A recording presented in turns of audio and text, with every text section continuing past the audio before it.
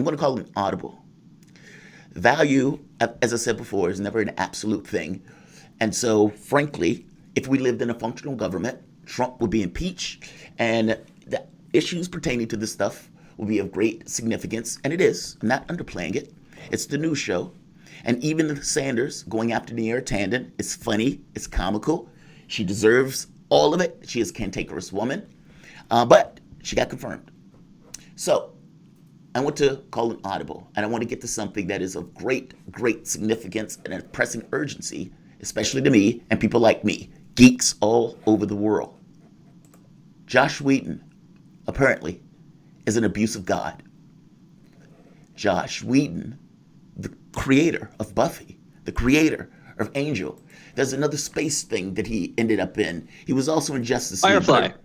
That's it, Firefly, thank you. Cowboys in Space. Perfect.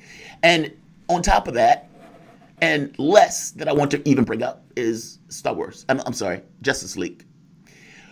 More interesting was another movie he did with a cabin in the woods that was one of the awesomest sci-fi horror films that came out. Yes. With his own flair. Fantastic. Yes, with his own flair.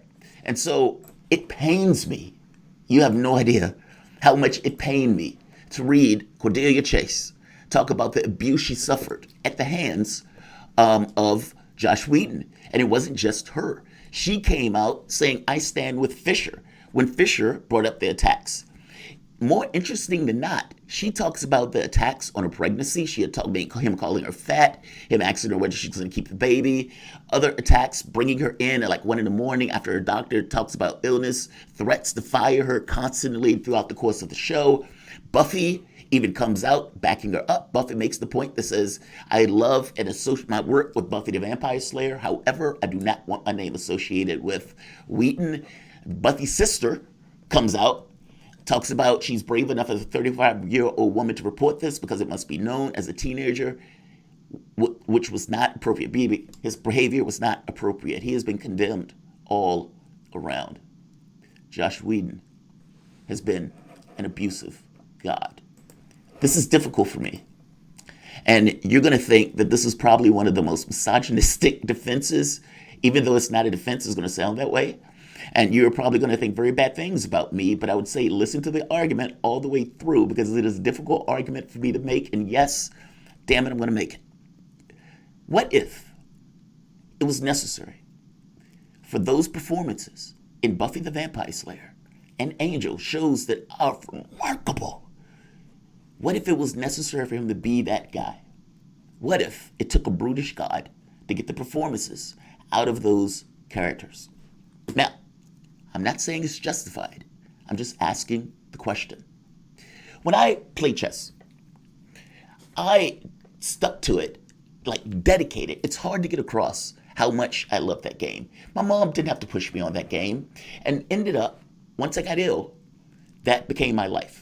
That board was my escape. That illness was, in a sense, my taskmaster that kept me and my focus on that board to ignore all of the pain, all of the surgeries, all of the injuries, and all of this other stuff. The potential of death was put to the side because I could exist in that board. And I excelled, moving up to the point of rate 2032. That's near master level. And, by the way, from Blitz, I could take down masters. I beat masters on a U.S. Chess Federation in tournaments. I was a monster. What if the illness was necessary for me to be that monster? What if the illness was the taskmaster that was necessary to keep my focus on that game? And if it wasn't for that illness, perhaps I would have played, but maybe not to that degree. What about Serena Williams and their dad, Michael Jackson and his dad? What about the other kids that grow up with taskmaster parents that keep those kids on pace? Even though, at the time, it looks brutal, it looks unfair, it looks wrong, and yet that kid becomes utterly and entirely remarkable. I will go further. Supernatural, a show that I loved, may not exist without the success of Buffy and Angel. The show where Buffy nearly gets raped by Spike. The show where it gets so dark, where Willow, this bubblegum person, becomes so dark, she's like vomiting snakes and black magic, ripping the skin off of people. This is a bubblegum show. It got so dark. It was awesome. An Angel spinoff, a vampire with a soul. And that vampire with a soul gets called a champion. Understand here. Yes, I'm a geek out because the show was phenomenal. Angel had gotten to the point where Josh Whedon had this thing where he would consider items that were cosmic. It wasn't somebody else calling it, it was cosmic. Elements of the cast. Buffy, she was a slayer on a cosmic level. Beings from outside of our reality space considers these people slayers, or in Angel's case, a champion. It wasn't something that somebody called him. It wasn't something that he just took on. Cosmic beings built into the fabric of the universe. They're there. That's their role. And Josh Whedon was able to come up with characters like this that were that phenomenal. If you look back at it now, it looks really bubblegum. But the shows were astonishing. When Angel ends up having a son, Angel couldn't save his son, and the son comes back multiple years after being in a hell dimension and says, "Why didn't you save me, Dad?" As he has all of these psychological issues associated with him growing up in that particular way. "Why couldn't you save me, Dad?" And Angel in tears, not able to give him an explanation, even though he did everything in his power to save that kid. Those performances were phenomenal. Supernatural, another show that I love, would not exist without Angel and without Buffy being extraordinary as those shows were. Dean going to hell. Sam drinking demon blood because he's trying to get his brother back. He's not dealing well. The shows are astonishing. What if, and again, this is not a defense, but a question.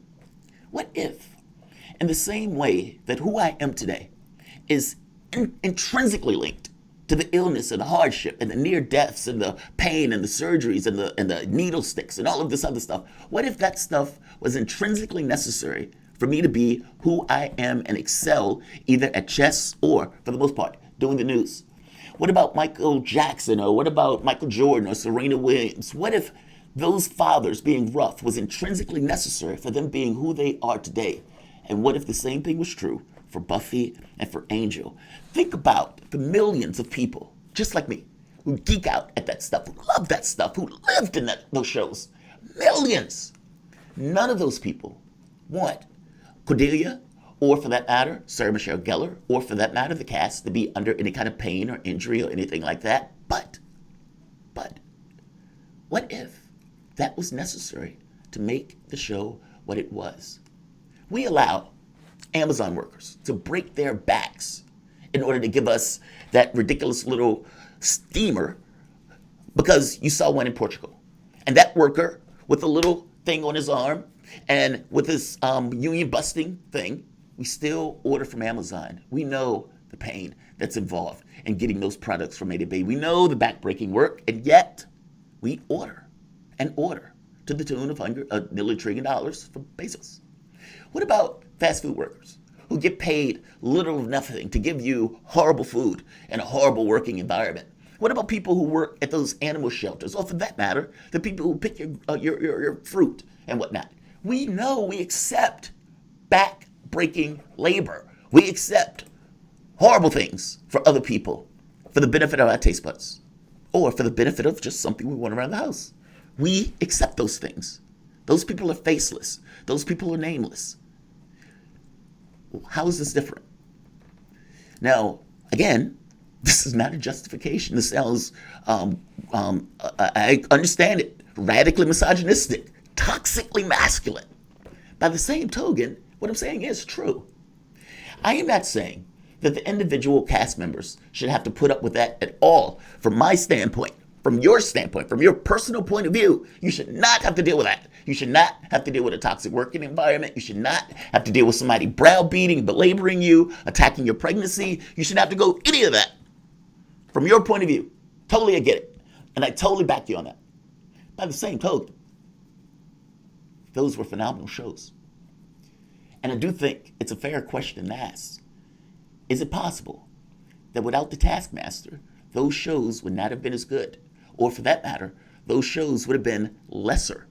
What would the world be like if Supernatural didn't exist? And I can't fathom that reality. It's too much. While I say, I agree with you from your personal point of view that you should not have to deal with that, I am not going to take the coward's way out that many geeks will take. If they were asked 3 a.m. between them and their God, whether or not they think the abuse that they suffered balances out to the joy to millions, 3 a.m. between them and their God, they would say yes. And I'm going to say yes here. I'm going to take all sorts of hits for this. Yes. I am still saying it is not right that he did those things to you at all. It is from your point of view that is horrendous. But I'm not in your point of view. And while I hate the fact that he did those things, the outgoing product was phenomenal. And I'm unclear on whether or not the product at the end result would have been that way if he did not behave in the way that he behaved. Shane punched me in the face on this because this sounds radically misogynistic. And again, I'm not saying that it's justified. I can't make that argument. I can only make that argument from a point of view thing and say that, wow, it sucked, but the end result was awesome.